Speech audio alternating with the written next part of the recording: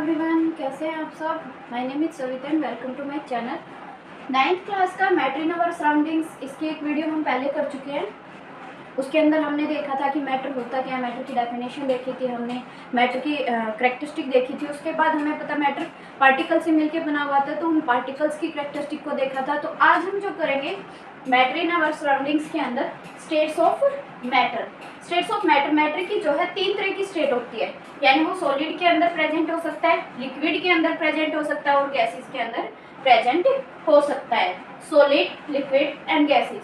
अब हम इनकी एक एक करके प्रॉपर्टीज को देखते हैं। First of all solid state. Solid state की properties: definite shape, size, volume and have distinct boundaries. ये कहता है कि इसके पास एक शेप होती है, जैसे कि मेरे पास ये मार्कर है, ये मार्कर सॉलिड है। अब हमें पता है इसी मार्कर का एक डेफिनेट शेप है जो इसको दे रखी है। अगर हम इनको प्रेस करते हैं तो भी ये वापस अपनी इसी पोजीशन में रहेगा, कोई और पोजीशन चेंज नहीं करेगा। इसकी कुछ ना कुछ वॉल्यूम, अगर हम इसको कहीं रखते हैं तो इसके पास कोई वॉल्यूम है और इसकी बाउंड्रीज है कि जितनी उसमें है उसी में रहेगा। ऐसा नहीं है कि हमने रख दिया, रखते ही फैल जाएगा, ऐसा नहीं होगा। तो इसके पास डेफिनेट शेप है, वॉल्यूम है and have distinct boundaries. Negligible compressibility, इसको अगर हम कंप्रेस करते हैं यानी हम अगर दबाते हैं तो इसके ऊपर कोई असर नहीं होने वाला। तो सॉलिड्स के पास कोई कंप्रेसिबिलिटी नहीं होती है। Solids have a tendency to maintain their shape when subjected to outside force. अगर हम बाहर से कोई भी फोर्स लगाते हैं तो वो अपनी उसी शेप में रहते हैं, वो अपनी शेप को चेंज नहीं करते हैं, यानी दे आर रिजिड। हम बोल सकते हैं वो रिजिड है। Rigid means difficult to change their shape, अपनी शेप को चेंज नहीं कर पाते हैं। इंटरमोलिकुलर फोर्सेज इज हाई, इनके बीच में इंटरमोलिकुलर फोर्स यानी इनके मॉलिक्यूल्स के बीच में, अब हम मान लेते हैं हमारे पास ये एक सॉलिड है, इसके जो मॉलिक्यूल्स है वो इतने टाइटली पैक होंगे, इस तरह से बहुत टाइटली पैक होंगे, इनके बीच में कोई भी स्पेस नहीं होगा और इनका जो फोर्स ऑफ अट्रैक्शन है यानी इन मॉलिक्यूल्स के बीच में जो अट्रैक्शन है वो बहुत ज्यादा है, यानी इंटरमोलिकुलर फोर्सेज इज हाई, बहुत ज्यादा हाई होता है इनके बीच का जो फोर्स होता है। तो हम कह सकते हैं definite shape, size, volume and have distinct boundaries. Compressibility बिल्कुल नहीं होती इनके अंदर। टेंडेंसी क्या, इनके अंदर एक ऐसी टेंडेंसी होती है कि अपनी शेप को मेंटेन करके रखते हैं, यानी ये रिजिड होते हैं। इनसे अगर कोई भी बाहर से फोर्स लगाएंगे तो ये शेप चेंज नहीं करेंगे, या ऐसा भी नहीं है कि हम कहीं रख देंगे तो ये अपनी शेप फैला देंगे कि जैसे रख दिया वैसे ही फैल जाएंगे। या फिर इनके बीच में जो इंटरमोलिकुलर फोर्स होता है वो बहुत ज्यादा प्रॉपर्टीज हैं। Fifth, kinetic energy is very low, इनकी काइनेटिक एनर्जी बहुत कम होती है क्योंकि इनके मॉलिक्यूल्स के बीच में जो स्पेस होता है वो बिल्कुल ना के बराबर होता है। तो ना के बराबर है तो वो चल नहीं पाएंगे, यानी वो मूवमेंट नहीं कर पाएंगे, और अगर मूवमेंट नहीं कर पाएंगे तो इनकी काइनेटिक एनर्जी क्या होगी, बहुत कम होगी। सॉलिड्स हैव हाई डेंसिटी, इनके पास बहुत ज्यादा डेंसिटी होती है। डेंसिटी क्या होती है, मास पर यूनिट वॉल्यूम, यानी कि D = m/v। m means mass and v by volume. तो इनकी कुछ काइनेटिक एनर्जी बहुत लो होती है, हाई डेंसिटी होती है। डेंसिटी क्या होती है, मास पर यूनिट वॉल्यूम m/v। इससे पहले की properties: shape, definite shape, size, volume, rigid होते हैं, कंप्रेसिबिलिटी बिल्कुल भी नहीं होती है, अपनी शेप कभी भी चेंज नहीं कर सकते हैं, ये डिफ्यूजन नहीं कर सकते हैं, एक शेप से दूसरी शेप के अंदर चेंज नहीं हो सकते हैं। तो ये कुछ प्रॉपर्टीज थी सॉलिड स्टेट की।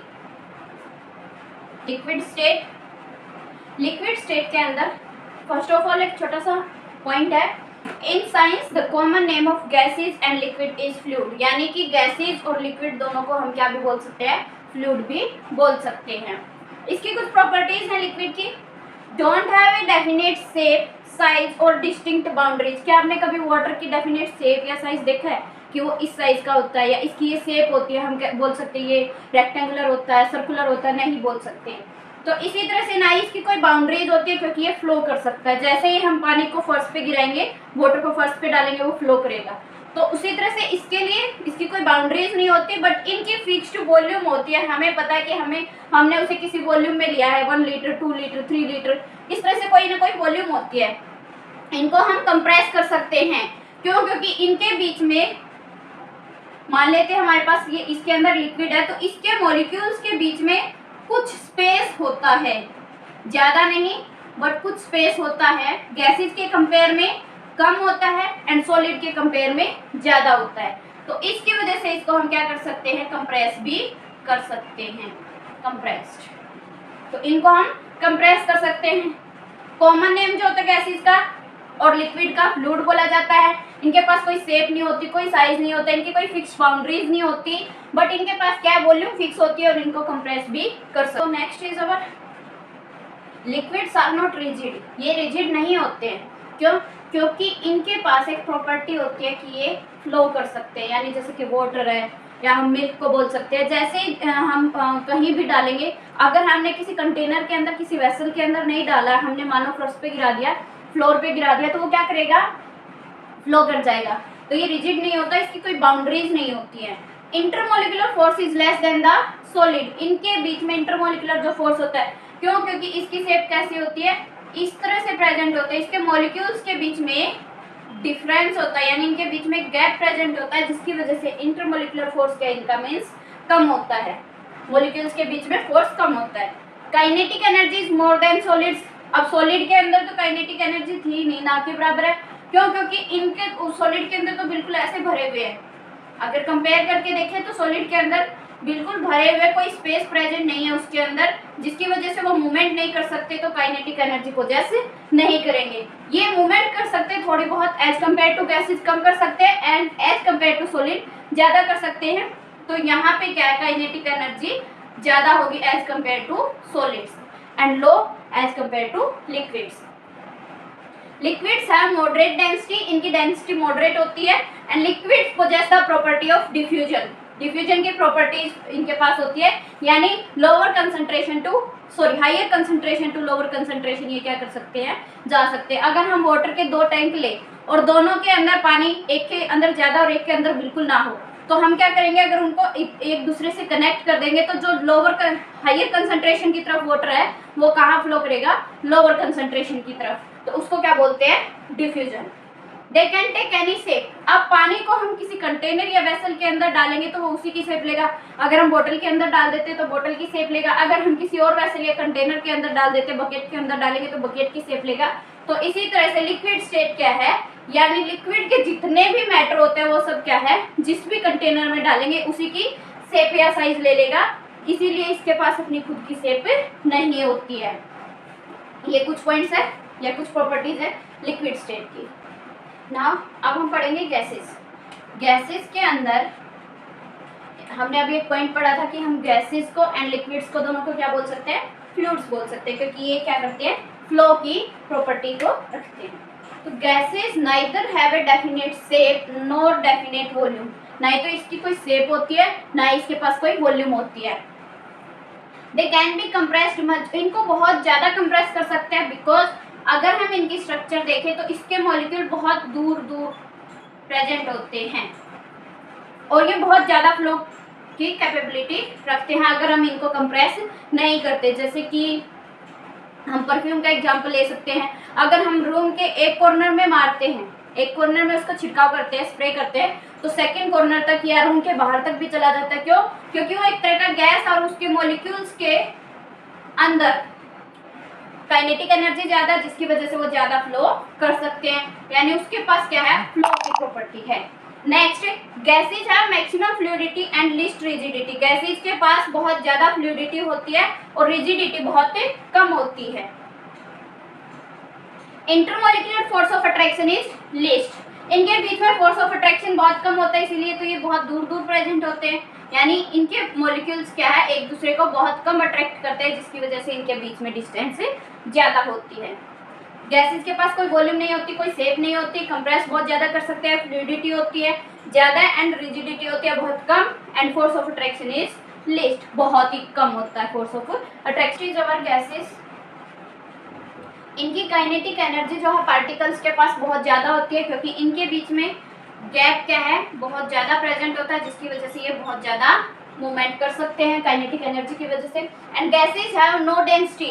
गैसेस के पास कोई भी डेंसिटी नहीं है होती है। They can take any shape. उसको जिस भी कंटेनर में डालेंगे उसी की शेप ले लेगा। वेरी फास्ट डिफ्यूजन, बहुत जल्दी एक जगह से दूसरी जगह जाती है। जैसे कि एग्जांपल हम ले सकते हैं परफ्यूम का। सेम हम जैसे ही उसको स्प्रे करते हैं तो एक कॉर्नर से दूसरे कॉर्नर पे बहुत जल्दी जाता है। दो गैसेस सुनी होंगी, एलपीजी एंड सीएनजी। व्हीकल्स में एज ए फ्यूल यूज करते हैं। LPG means liquid petroleum gas and CNG means compressed natural gas. ये कुछ प्रॉपर्टीज की तीनों स्टेट की, सॉलिड, लिक्विड एंड गैस, तीनों की प्रॉपर्टीज है। इन्हीं को हम इनके डिफरेंस के अंदर भी लिख सकते हैं। अगर सॉलिड और लिक्विड के बीच में डिफरेंस पूछा जाए तो इन्हीं की प्रॉपर्टीज को डिफरेंस एज ए डिफरेंस लिख सकते हैं। अगर लिक्विड और गैसेज में पूछा जाए तो इसकी प्रॉपर्टीज को एज ए डिफरेंस लिख सकते हैं। तो next is our inter conversion of states of matter, यानी हमारी मैटर जो है सॉलिड से लिक्विड, लिक्विड से गैस और गैस से वापस सॉलिड, इस तरह से चेंज हो सकती है। तो इनके लिए हम कुछ टर्म्स को यूज करते हैं। आज हम उनके नाम को देख लेते हैं। नेक्स्ट वीडियो में हम क्या है हमको एक्सपेंड करके पढ़ेंगे, तो बने रहिएगा मेरे साथ। अब सॉलिड को लिक्विड में अगर चेंज करते हैं तो उसको क्या बोलेंगे, फ्यूजन और मेल्टिंग, यानी मेल्ट करके हम लिक्विड में, जैसे वाटर, अगर हमने उसकी आइस बना रखी है वाटर की, तो हम क्या कर सकते हैं, वापस लिक्विड में ला सकते हैं और वो क्या होगी, मेल्ट होगी। टेम्परेचर जैसे जैसे इंक्रीज होगा वैसे वैसे मेल्ट होती चली जाएगी। अगर वापस लिक्विड को सॉलिड में बदलना है, यानी अगर हम वाटर से आइस बनाते हैं तो हम क्या करेंगे, सॉलिडिफिकेशन करेंगे। नेक्स्ट हमारा लिक्विड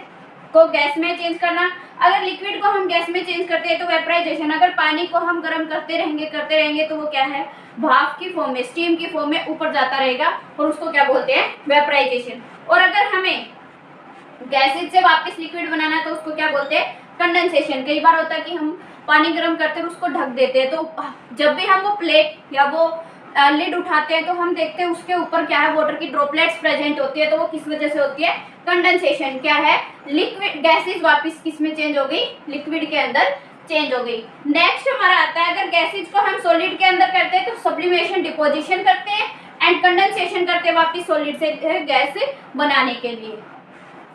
और ये इंटरकन्वर्जन होता किसकी वजह से है, टेम्परेचर इंक्रीज होने की वजह से।